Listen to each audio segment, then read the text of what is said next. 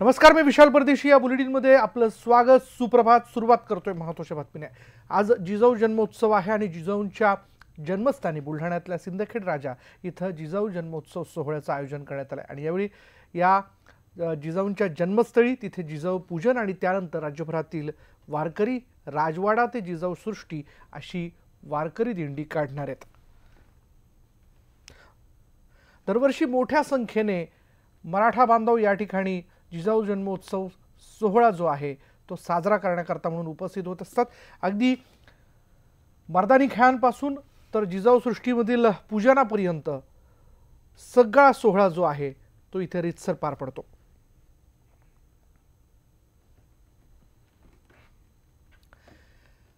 अधिक माहिती घेण्याकरता आपण जाणार आहोत. आमचे प्रतिनिधी सिद्धार्थ गोदाम थेट आपल्याला सिंदखेड राजा इथून माहिती देतात. सिद्धार्थ, अर्थात पहिले तर जय जिजाऊ असा जयघोष तिथे केला जात असणार, आपणही जय जिजाऊ म्हणूयात. काय माहोल आहे तिथे?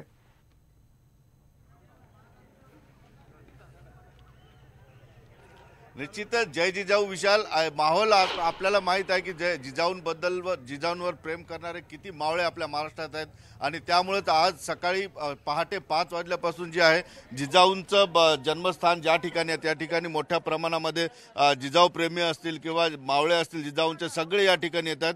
सकाळी भल्या पहाटे थंडीमध्ये लोक या ठिकाणी येतात आणि सकाळी 6 वाजता जिजाऊ वंदन झालं. या ठिकाणी मोठ्या प्रमाणात महिला त्या ठिकाणी होत्या आणि या ठिकाणी एकच घोषणा ऐकू येते, जय जिजाऊ, जय शिवराय, तुमचं माझं नातं काय. याच घोषणांनी पूर्णच्या पूर्ण परिसर दुमदुमून गेलेला आहे. एकंदरीतच आता या ठिकाणी घोषणा देतात.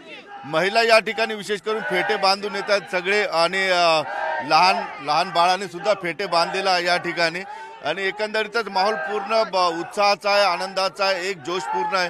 माझ्यासोबत भानुसे आहेत, शिवानंद भानुसे. सर, काय म्हणाल, कसा आहे माहोल? गेल्या 28 वर्षापासून मराठा सेवा संघाची स्थापना झाल्यापासून या उत्सवाला सुरुवात झाली.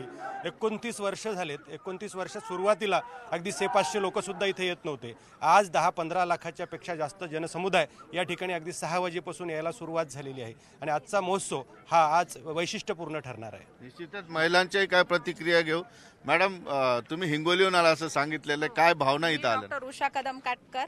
गेल्या 29 वर्षापासून मी पण सेवा संघात काम करते आणि सेवा संघात काम करण्याची प्रेरणा हे प्रचंड आणि ऊर्जा स्रोत म्हणून मी जिजाऊंना आदर्श मानते आणि जिजाऊ जन्मोत्सवामध्ये आम्ही दरवर्षी सिंदखेड राजाला उपस्थित राहतो आणि जिजाऊंच्या 421व्या रॅलीमध्ये 421 मशालींची रॅली जिजाऊंना घेऊन तुम्ही या ठिकाणी आलात. मॅडम, तुमची काय भावना या स्थळावर आल्यानंतर, काय एनर्जी भेटते? सगळ्यांना राष्ट्रमाता राजमाता जिजाऊ जयंतीनिमित्त शुभेच्छा, शिवशुभेच्छा सगळ्यांना. इथे आम्हाला जे जिजाऊ माँसाहेबांचं जे वात्सल्य रूप आहे, जे त्यांनी रयतेला जे आपल्या मुलाबाळासारखं सांभाळलं, त्याचे आता इथे आल्यावर आमच्या त्यांच्या वात्सल्याची अनुभूती होते. इथे आल्यावर आम्हाला असा माहेरी आल्यासारखा आनंद होतो आणि आम्ही दरवर्षी इथे सिंदखेड राजाला माहेरी आल्याचा आनंद होतो. बघ, अगदी लहान मुलीने सुद्धा या ठिकाणी फेटा बांधले, अगदी गोंडच वाटतंय. बाळ, काय या ठिकाणी आल्यानंतर भावना आहे? एक वेगळा उत्साह येतो.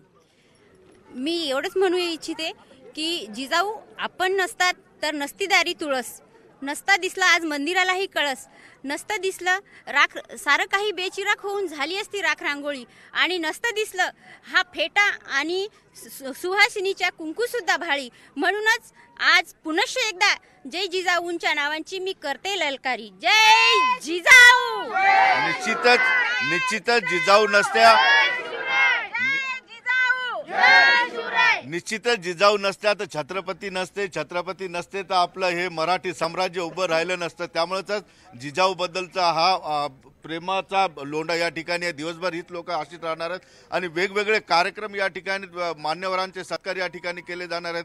शाहिरांचे जबरदस्त तगडे पोवाडे या ठिकाणी होणार आहेत आणि आज दिवसभर अशाच पद्धतीचे कार्यक्रम आहेत. विशाल, सिद्धार्थ, त्याचबरोबर यंदा तर जिजाऊ सृष्टी देखील तयार झालेली आहे. ती देखील बघण्याकरता सगळ्या भक्तांची त्या ठिकाणी गर्दी असणार आहे. त्याबद्दल काय प्रतिसाद मिळतोय?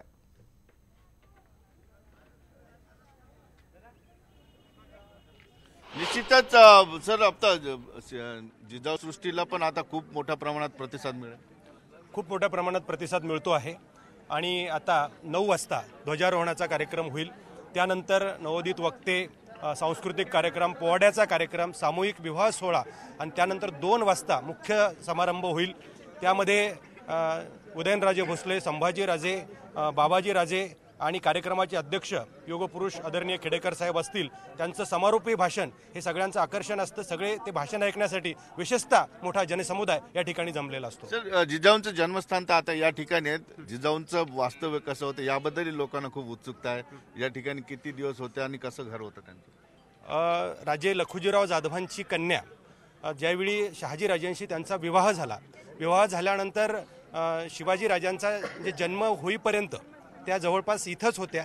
शिवाजीराजांचा जन्म झाल्यानंतर सुद्धा 2 वर्ष शिवाजीराजांना घेऊन सुद्धा त्या इथं राहिलेल्या आहेत आणि त्यानंतर मग कर्नाटकला शहाजीराजांकडे त्या गेलेल्या आहेत. त्यामुळे जास्तीत जास्त कालावधी त्यांचा सिंदखेड राजामध्ये गेलेला आहे. निश्चितच या ठिकाणी पूर्ण खानाखुणा दिसतात. प्रचंड भव्य वाडा या ठिकाणी त्या काळी असावा अशा पद्धतीचे बुरुज या ठिकाणी दिसत आहेत आणि एक भव्यता दिव्यता आहे. आणि विशाल, या ठिकाणी आल्यानंतर खरंच एक ज्या लोकांच्या भावना आहे ना, ते एक वेगळी ऊर्जा भेटल्याचा अनुभव या ठिकाणी लोकांना येतो. ते सांगतात आणि एक वेगळा उत्साह अंगामध्ये घेऊन ते बाहेर पडतात. विशाल, सिद्धार्थ, तसं जर पाहायला गेलं काय असं म्हणतात की वारीचा जो सोहळा आहे महाराष्ट्रातला, त्यानंतरचा हा जन्मोत्सवाचा सोहळा असा की ज्या ठिकाणी मोठ्या संख्येने मराठा बांधव खास जिजाऊंना वंदन करण्यासाठी, शिवरायांचा जयघोष करण्यासाठी म्हणून इथे येतात.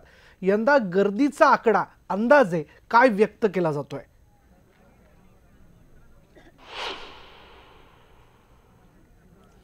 विशाल, मी पहाटे या ठिकाणी 5 वाजता पोहोचलो. त्याच वेळेस गर्दीने रस्ते जे आहेत तुडुंब भरलेले होते. खूप मोठ्या प्रमाणामध्ये या ठिकाणी भाविक आलेले आहेत. आणखी मी कॅमेरामॅनला सांगतो की ज्या ठिकाणी जन्मस्थान आहे त्या ठिकाणी मोठ्या प्रमाणात गर्दी येते. या ठिकाणी आकडा आपल्याला निश्चित आताच सांगता येणार नाही, मात्र लाखोच्या संख्येने लोक या ठिकाणी जमा झालेले आहेत. आणि खरं म्हणजे 10च्या नंतर आणखी यापेक्षा ट्रिपल गर्दी या ठिकाणी होईल. कारण या जन्मस्थानाची दर्शन घेतल्यानंतर लोक जातात ते जिजाऊ सृष्टीला. कारण त्या ठिकाणी वेगवेगळे सामाजिक कार्यक्रम असतात, धार्मिक कार्यक्रम असतात आणि त्या ठिकाणी पोवाडे ऐकण्यासाठी खास महाराष्ट्र नाही तर कर्नाटक असेल, आंध्र प्रदेश असेल, या ठिकाणाहून लोक या ठिकाणी येतात आणि दिवसभर त्या ठिकाणी वेगवेगळे भाषणं होतात, व्याख्यानं होतात, समाज प्रबोधन करणारी व्याख्यानं त्या ठिकाणी होतात. त्यामुळे दिवसभरातील हा आकडा आपल्याला संध्याकाळी सांगता येतील. मात्र आत्ता तरी लाखोच्या संख्येने या ठिकाणी जिजाऊच्या दर्शनाला लोक आलेली आहेत. अगदी लाखोंच्या संख्येने जिजाऊंच्या दर्शनाला तिथे भक्त येऊ शकतात असा एक अंदाज जो आहे तो व्यक्त केला जातोय. आज दिवसभर भरगच्च कार्यक्रम होणार आहेत. अगदी पोवाडे, त्याचबरोबर मर्दानी खेळ देखील जे आहेत ते यावेळी इथे रंगतात. त्याची जी दृश्य आपण बघतोय, त्या दृश्यांमध्ये आपल्याला बघायला मिळू शकतं की मोठ्या संख्येने या ठिकाणी खास जिजाऊंना वंदन करण्याकरता जय जिजाऊ जय शिवराय असा जयघोष करत आता इथे भाविक दरवर्षीप्रमाणे दाखल होताना दिसत आहेत. ही शोभायात्रेची दृश्य आहेत, ज्या शोभायात्रेमध्ये आपल्याला एक फार मोठी प्रतिमा जी आहे ती जिजाऊंची शिवरायांबरोबरची दिसते. जिजाऊंचं इथं दीर्घकाळ वास्तव्य राहिलेलं आहे. लखोजी जाधव त्यांच्या त्या कन्या आणि शहाजीराजांबरोबर विवाह झाल्यानंतर शिवरायांचा जन्म होस तर म्हणजे त्या कालावधीपर्यंत त्या ठिकाणी त्या होत्या असं कळतंय. आणि त्यानंतर कर्नाटकातला त्यांनी कूच केलं होतं, त्या ठिकाणी त्या गेल्या होत्या, प्रवास त्यांनी केला होता.